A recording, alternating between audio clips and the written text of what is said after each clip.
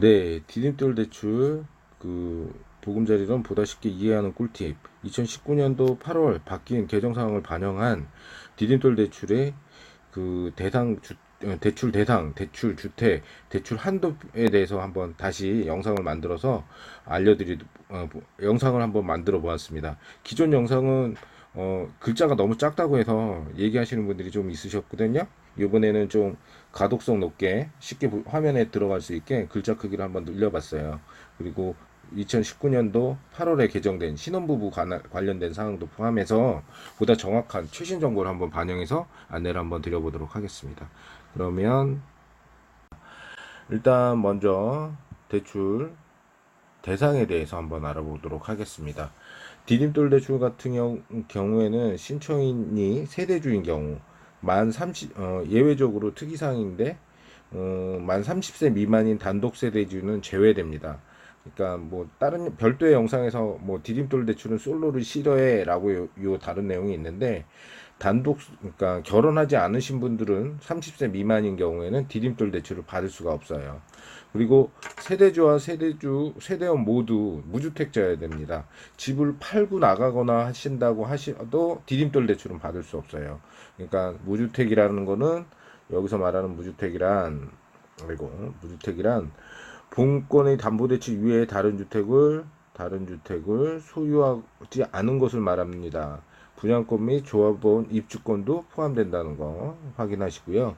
다른 목적물에 중도금 대출이 있는 경우에도 대출이 불가해요. 그럼 완전히 무주택자여만 디딤돌 대출이 가능하다는 거죠. 그리고 부부 합산 소득이 6천만 원 이하여야 됩니다. 아이고. 6천만 원 이하여야 돼요. 다만 생애 최초나 신혼부부일 때 생애 최초 신혼부부 자녀가 2명 있을 때는 합산 소득이 7천만 원 이하여도 가능합니다. 1천만 원 정도 요건이 또 더 늘어난다는 거. 대상 범위가 늘어난다는 거. 그리고 반면에 보금자리론 같은 경우는 부부 기준으로 무주택이어야 되죠. 무주택 또는 1주택. 그러니까 현재 집을 사고 팔고 넘어가시는 분, 그런 분들도 가능해요. 그리고 이제 1주택이 있다 해도 이거는 기존 주택을 2년 내 처분 조건으로 가능하세요. 처분 조건으로 가능하고 분양권, 조합 입주권, 주택 지분은 주택 보유수에 포함됩니다. 주택으로 본다는 거예요. 하여튼 디딤돌 대출하고 달리 디딤돌 대출 중에서 그러니까 안 되시는 분들 중에서 그러니까 대표적인 경우가 현재 집을 팔고 새로운 집으로 이사 갈 때 디딤돌 대출이 안 된다는 거예요. 억울해하지 마시고요. 보금자리론 이용하시면 보금자리론 이용하셔서 우대 받으실 수가 있어요. 그리고 부부 합산 소득이 연소득 7천만 원 이하여야지 가능하십니다. 일단 그리고 2019년 7월 29일 실질적으로는 8월이죠. 신혼부부 대상이 늘어났습니다. 기존에 혼인한 다음부터 5년 이내였던 게 7년 이내로 늘어났어요. 기존에 5년이었던 게 7년으로 늘어났다는 거. 대상 범위, 신혼부부에 대한 금리 우대 혜택이나 한도가 늘어나는 대상 범위가 늘어났다는 거죠. 하여튼 디딤돌이나 보금자리론 받을 수 있는 사람들이 대상이 늘어났다는 겁니다. 그리고 보금자리론 같은 경우 신혼부부는 아까 기준이 되는 건 연소득 7천만 원 이하였는데 신혼부부일 경우에는 맞벌이면 8,500만 원 이하도 가능합니다. 이게 좀 맹점인 게 중견기업 다니시면 부부 합산소득 보니까 뭐 7천만 원 넘는 건 우습더라고요. 뭐 이제 공무원이거나 교직이 두 분 다 부부가 모두 교사일 경우에 7천만 원 넘는 경우는 쉽더라고요. 그래서 이제 그거에 대한 민원이 많이 발생을 해서 그런지 몰라도 부부 합산 소득을 신혼부부일 때는 8,500만 원까지, 외벌이일 때는 7천만 원 이하까지 가능하다는 거. 그러니까 그거에 대해서 유념하시면 되실 거고요. 다만 구입용도이고 본권의 무주택인 경우에만 신청이 가능합니다. 그리고 주택 면적이 85제곱미터 이하이고 수도권 제외 지역일 때는 100제곱미터 이하여야 됩니다. 그리고 다음으로 넘어가면 여기 이제 보금자리론의 또 특징 중에 하나예요. 여기서도 이제 출산 장려 정책 뭐 하여튼 아이들 많은 집 다자녀 가구들에 대해서는 또 혜택을 좀 주고 있습니다. 미성년자 자녀가 3명 이상일 경우 아까 부부 합산 소득이 7천만 원 이하였는데 여기에서는 연소득이 1억 원 이하여도 가능하고요. 그리고 또 애가 있으면 이것도 최근에 바뀐 규정인데 자녀가 미성년 자녀가 1명 있을 때에는 또 연소득이 8천만 원 이하까지 가능하다는 거. 그리고 자녀가 2명이면 9천만 원, 부부 합산 소득이 9천만 원 이하까지 해서 보금자리론을 활용할 수 있다는 거. 애를 많이 낳으면 날수록 보금자리론이나 디딤돌 받을 수 있는 혜택이 더 많아지는 거예요. 뭐 혹자는 정부에서 애 많이 난다고 뭘 해준 게 있냐라고 하는데 이렇게 꼭꼭 숨겨놨습니다. 출산 장려 정책, 디딤돌 대출하고 보금자리론에 금리 혜택도 받으시는 거 아시죠? 뒤에 보시면 또 나오실 거예요. 별도의 영상에서 다뤘습니다. 확인해 보시고요. 다음 보실 거는 대상주택입니다. 디딤돌 대출하고 보금자리론하고 큰 틀은 비슷한데 대상주택이 조금 달라요.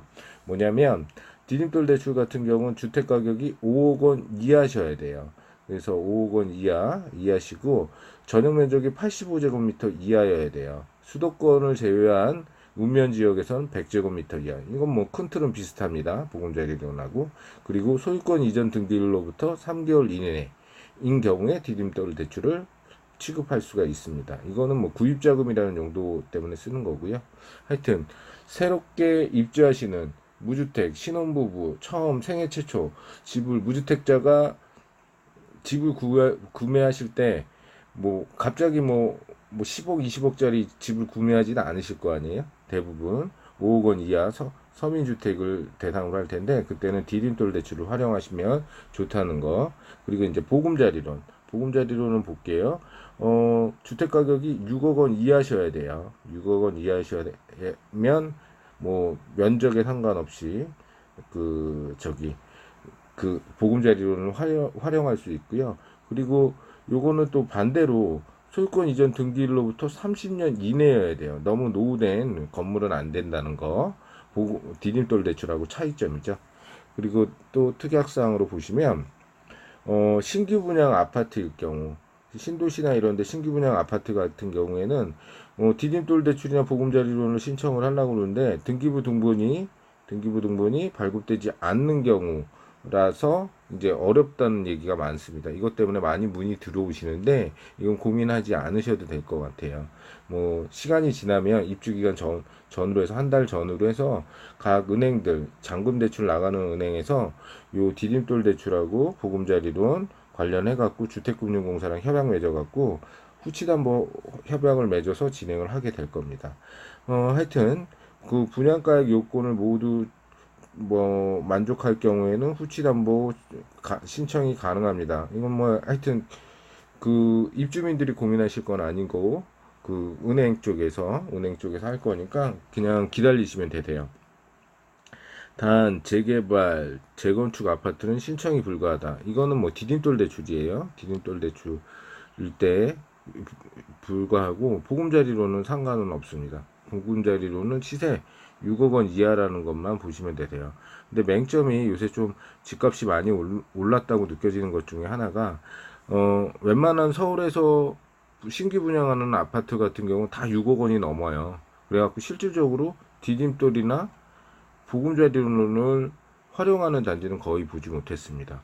주로 이제 두 상품들을 디딤돌이나 보금자리론을 그나마 활용하는 거는 수도권, 신도시 쪽, 뭐 다산이라던가 김포라던가 뭐 요런데 정도만 뭐 사용하는 수 있을 것 같아요.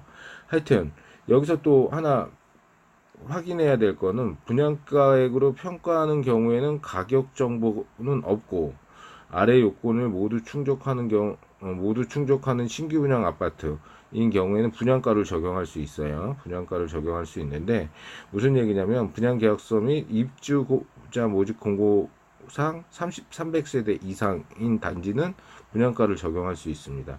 그리고 대출 실행일 또는 대출 실행일로부터 임시 사용 이후 6개월 이내인 거는 분양가를 적용할 수 있다는 거죠. 이게 시세가 좀 반영이 돼요. 그러니까 시세 바로 신규 아파트 같은 경우는 시세가 없잖아요. 없어갖고 기준이 없어서 우왕좌왕하는데 그걸 대비해서 이런 규정이 있어요. 분양가액을 적용해서 어차피 분양가액 밑으로 떨어지진 않을 거니까. 근데 맹점이 또 하나 있어요. 무슨 얘기냐면 서울 쪽 아파트는 분양가액이 6억 원, 5억 원이나 6억 원 이하라고 해도 이게 프리미엄이 붙어서 실질적으로는 시세가 6억 원 이상 형성되는 경우가 종종 있어요. 뭐 만약에 6억 KB 시세, 그러니까 국민은행 시세를 보통 기준으로 사용하는데 그게 분양가는 뭐 한 4억이었는데 KB 시세가 6억 뭐 1,000만 원이었다. 그러면 대상은 되지 않습니다. 분양가를 적용할 수 없다는 거. 보금자리론이나 디딤돌 사용할 수 없다는 거. 그거 꼭 확인하시고요. 뭐 요것도 별도의 영상으로 한번 다뤄보긴 했는데 찾아보시면 아실 수 있을 것 같습니다. 그리고 다음에 대출 한도. 대출 한도에 대해서 디딤돌 대출 같은 경우는 주택 가격의 70% 이내에서 최대 금액이 2억 원이에요. 2억 원까지 가능하세요. 70%나 2억 원 중 적은 금액을 적용한다는 거예요. 그리고 신혼부부일 때는 한도가 조금 늘어나서 2억 2천까지 가능하고요. 두 자녀 이상일 때 2억 4천까지 가능하다는 거. 그리고 만 30세 미만 단독 세대는 이용이 불가합니다. 아까 언급을 했죠. 이 내용 또 별도로 영상 만들어서 준비해 드렸다는 거 안내 드렸습니다. 그리고 보금자리론 같은 경우는 이것도 또한 최대 주택 가격이 최대 70% 이내인데 최대 한도는 3억 원이에요. 둘 중에 적은 금액이 적용된다는 거 감안하시고요. 그리고 조정 대상 요즘 9.13 대책 작년에 나왔던 9.13 대책으로 인해서 조정 대상은 주택 가격의 60%를 제한한다 라고 하는데 다만 실수요 요건을 충족하는 경우에는 70%까지 가능한다. 실수요 요건은 부부 모두 무주택이고 주택 가격이 5억 원 이하이고 부부 합산 소득이 7천만 원 이하일 때 실수요 요건이 충족이 됩니다. 이게 무슨 말인가, 이게 좋은 건가 나쁜 건가 의아해하실 수 있는데 좋은 겁니다. 무슨 얘기냐면 서울 같은 경우는 서울을 포함한 서울은 다 거의 뭐 투기 지역이에요. 투기 지역 뭐 어쩌라고. 투기 지역은 조정 대상 지역 중에서 가장 규제가 강한 지역이에요. 조정 대상 지역 중에서도. 거기서 은행에서 대출을 받으려고 하면 그 주택 가격의 최대 40% 정도밖에 안 돼요. 40%밖에 안 되고 또 기존에 담보 대출이 있거나 집이 한 채 있으면 뭐 30%밖에 안 되고 어떨 땐 대출이 불가할 수도 있어요. 근데 보금자리론 같은 경우는 이게 최대 LTV라고 하는데 주택 가격 대비 최대 70%, 뭐 조정 대상 지역이라도 60%까지 사용을 할 수 있어서 한도가 오히려 더 많이 나옵니다. 무슨 얘기냐면 실질적으로 뭐 강남이나 송파구나 시세가 그 6억 원 이상 형성된 지역에서는 보금자리론을 사용을 할 수는 없지만 노원이라던가 은평구라던가 아직 아파트 시세가 6억이 넘지 않는 단지들이 의외로 많아요. 그런 단지에서는 오히려 은행 상품보다 그 보금자리론이 한도가 더 많이 나온다는 거, 그래서 요거 많이들 활용하신다는 거 팁으로 한번 알아보시고요. 일단 그리고 디딤돌 대출 아까 살짝 언급을 드렸는데 단독 세대주는 30세 미만 단독 세대주는 이용이 불가하다고 했잖아요. 이거에 대해서도 민원이 조금 있었던 것 같아요. 30세 이상인 정말 더 불쌍한 사람들인데 이 사람들까지 이용을 불가하게 하면 너무 조금 부당하지 않나요? 그래도 차별은 합니다. 뭐 이제 제가 그냥 쉽게 이해를 드리려고 디딤돌 대출은 솔로를 싫어해 라는 제목의 동영상을 하나 준비했는데 그거 보시면 이해가 편하실 거예요. 하여튼 디딤돌 일반적인 기준하고 좀 달라요. 대상 주택의 주택 가격이 3억 원 이하여야 돼요. 그 보금자리론 디딤돌 대출 일반적인 기준은 5억 원 이하잖아요. 그리고 또 이제 주택 전용 면적이 60제곱미터 이하여야 돼요. 일반적인 디딤돌 대출은 85제곱미터 이하잖아요. 그리고 수도권 제외 지역, 도시 지역에서는 70제곱미터 이하여야 돼요. 디딤돌 대출 일반적인 기준은 100제곱미터죠. 그리고 소유권 이전 일로부터 3개월 이내에 해야 된다. 이건 똑같죠. 그리고 이제 대출 한도도 최대 70% 이내인데, 이게 한도가 일반적인 디딤돌 대출은 2억 원인데 이 대출은 1억 5천밖에 못 받아요. 그러니까 무슨 얘기냐면 디딤돌 대출 30세 이상 된 단독 세대주 최대 한도는 1억 5천이라는 거죠. 너무 솔로를 차별하죠. 대놓고 차별하죠.